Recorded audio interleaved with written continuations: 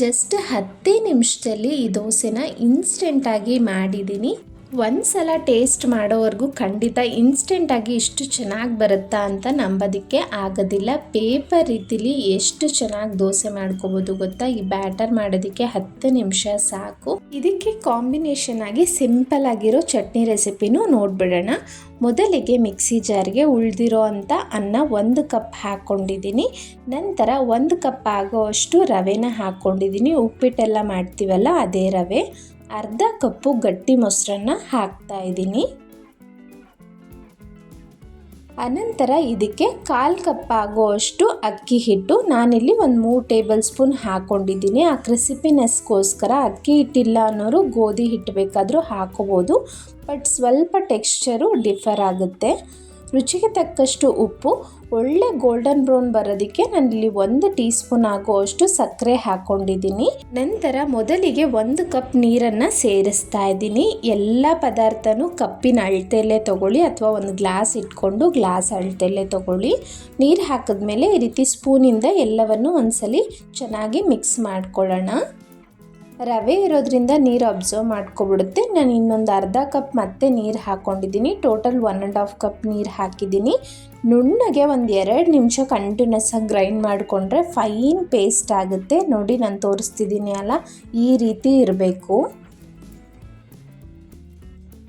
ಈಗ ಇದನ್ನು ಪಕ್ಕಕ್ಕಿಡೋಣ. ಒಂದು ಬೌಲ್ಗೆ ಹಾಕ್ಕೊಂಡು ಇನ್ನೊಂದು ಅರ್ಧ ಕಪ್ಪು ನೀರನ್ನ ಹಾಕ್ಕೊಳ್ತಾ ಇದ್ದೀನಿ ಆ ಜಾರ್ಗೆ ಹಾಕಿ. ನೋಡಿ ಟೋಟಲ್ 2 ಕಪ್ ನೀರು ಬೇಕಾಯಿತು ನನಗೆ ಈ ದೋಸೆ ಕನ್ಸಿಸ್ಟೆನ್ಸಿಗೆ. ಒಂದು ಚಿಟಿಕೆ ಆಗೋಷ್ಟು ಅಡುಗೆ ಸೋಡಾ ಹಾಕಿದ್ದೀನಿ, ಅದಕ್ಕಿಂತ ಜಾಸ್ತಿ ಅಡುಗೆ ಸೋಡಾ ಹಾಕಕ್ಕೆ ಹೋಗಬಾರ್ದು. ಈಗ ಕ್ವಿಕ್ಕಾಗಿ ಸೂಪರ್ ಕಾಂಬಿನೇಷನ್ ಚಟ್ನಿನ ನೋಡ್ಬಿಡೋಣ ಹೇಗೆ ಮಾಡೋದು ಅಂತ. ನಾನು ಹೆಂಚ ಮೇಲೇ ಖಾರಕ್ಕೆ ತಕ್ಕಂತೆ ಒಂದು 5 ಮೆಣಸಿನ್ಕಾಯಿನ ಒಂಚೂರು ಬಿಸಿ ಮಾಡ್ಕೊಳ್ತೀನಿ. ನಂತರ 2 ಟೇಬಲ್ ಸ್ಪೂನ್ ಹುರುಗಡ್ಲೆನೂ ಬಿಸಿ ಮಾಡ್ಕೊಳ್ತೀನಿ. ತುಂಬ ಏನು ಬೇಡ, ಹೆಂಚು ಕಾದಿದ್ರೆ ಒಂದು 30 ಸೆಕೆಂಡ್ಸ್ ಬಿಟ್ಟರೆ ಸಾಕು, ಬಿಸಿ ಆಗಿಬಿಡುತ್ತೆ. ಈಗ ಮಿಕ್ಸಿ ಜಾರ್ಗೆ ಬಿಸಿ ಮಾಡ್ಕೊಂಡಿರೋವಂಥ ಮೆಣಸಿನ್ಕಾಯಿ ಹಾಗೂ ಹುರಿಗಡ್ಲೆನ ಹಾಕ್ಕೊಳ್ತಾ ಇದ್ದೀನಿ. ಒಂದು 4 ಟೇಬಲ್ ಸ್ಪೂನ್ ಆಗುವಷ್ಟು ಕಾಯಿ ಅರ್ಧ ಹೋಳಲ್ಲಿ ಅರ್ಧ ಭಾಗ ತೊಗೊಂಡಿದ್ದೀನಿ. ಒಂದು ಸ್ವಲ್ಪ ಕೊತ್ತಂಬರಿ ಸೊಪ್ಪು, ರುಚಿಗೆ ತಕ್ಕಷ್ಟು ಉಪ್ಪು, ಅರ್ಧ ಟೀ ಸ್ಪೂನ್ ಆಗುವಷ್ಟು ಜೀರಿಗೆನ ಹಾಕ್ಕೊಳ್ತಾ ಇದ್ದೀನಿ. ಈಗ ಬೇಕಾಗಿರೋ ಅಷ್ಟು ನೀರನ್ನ ಹಾಕ್ಕೊಂಡು ನುಣ್ಣಗೆ ಗ್ರೈಂಡ್ ಮಾಡಿ ಪಕ್ಕಕ್ಕೆ ಇಟ್ಕೊಳ್ಳಿ. ನೋಡಿ ಎಷ್ಟು ಚೆನ್ನಾಗಿ ರೆಡಿ ಆಗೋಯ್ತು, ಎಷ್ಟು ಸಿಂಪಲ್ ಅಂತ ನೋಡ್ಬೋದು. ಇದಕ್ಕೆ ಎಷ್ಟು ಬೇಕೋ ಅಷ್ಟು ನೀರು ಹಾಕಿ ಇದಕ್ಕೆ ಒಂದು ಸಣ್ಣ ಒಗ್ಗರಣೆ, 1 ಟೀ ಸ್ಪೂನ್ ಆಗೋಷ್ಟು ಎಣ್ಣೆಗೆ ಸಾಸಿವೆ, ಮೆಣಸಿನ್ಕಾಯಿ, ಕರಿಬೇವು ಹಾಕಿ ಆ ಒಗ್ಗರಣೆನ ಸೇರಿಸಿದ್ದೀನಿ. ಚಟ್ನಿ ರೆಡಿ ಆಯಿತು.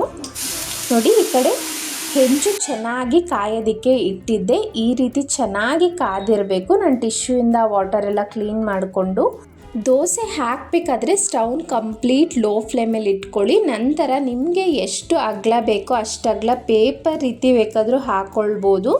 ಆ ರೀತಿ ಹಾಕ್ಕೊಂಡು ಈಗ ಒಂದು ಸ್ವಲ್ಪ ಎಣ್ಣೆ ಹಾಕಿದ್ದೀನಿ. ಈಗ ಎಣ್ಣೆ ಹಾಕಿದ್ಮೇಲೆ ನೀವು ಮೀಡಿಯಮಿಂದ ಹೈ ಫ್ಲೇಮ್ ಇಟ್ಕೊಂಡು ಒಳ್ಳೆ ಗೋಲ್ಡನ್ ಬ್ರೌನ್ ಬರೋ ತನಕ ಹೈ ಫ್ಲೇಮಲ್ಲೇ ಬೇಯಿಸ್ಕೋಬೇಕು. ನೋಡಿ ಒಂದೇ ಕಡೆ ಬೇಯಿಸಿದ್ರೆ ಸಾಕು. ಈ ದೋಸೆನ ಮೇಲೆ ಎಲ್ಲ ಕ್ರಿಸ್ಪಿಯಾಗಿರುತ್ತೆ, ಒಳಗಡೆ ಸಾಫ್ಟಾಗಿ ಪೇಪರ್ ರೀತಿಲಿ ತುಂಬಾ ಚೆನ್ನಾಗಿ ಬರುತ್ತೆ. ಇನ್ನೊಂದು ದೋಸೆನೂ ಹಾಕಿ ತೋರಿಸ್ತಾ ಇದ್ದೀನಿ.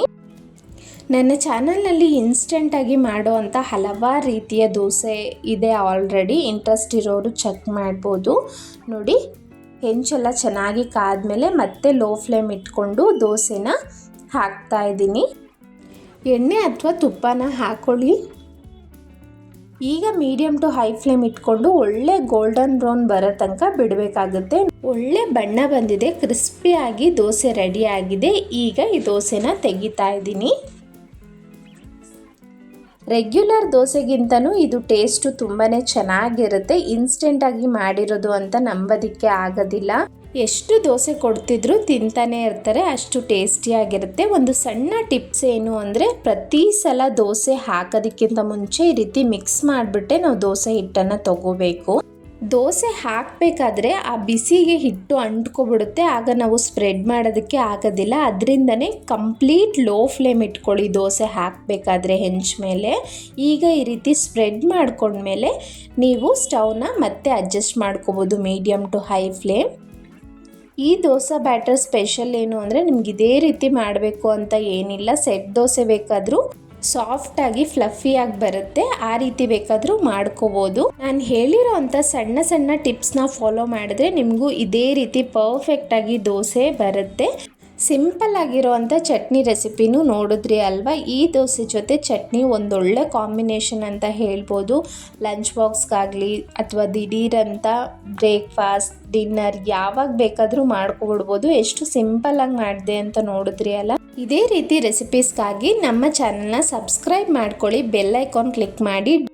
ಹಾಗೆ ಈ ದೋಸೆ ರೆಸಿಪಿ ಇಷ್ಟ ಆಗಿದ್ದರೆ ಪ್ಲೀಸ್ ಲೈಕ್ ಮಾಡಿ, ನಿಮ್ಮ ಫ್ಯಾಮಿಲಿ ಫ್ರೆಂಡ್ಸ್ಗೆ ಶೇರ್ ಮಾಡಿ. ಹಾಗೆ ವಿಡಿಯೋ ಹೈಪ್ ಮಾಡೋದನ್ನು ಮರಿಬೇಡಿ.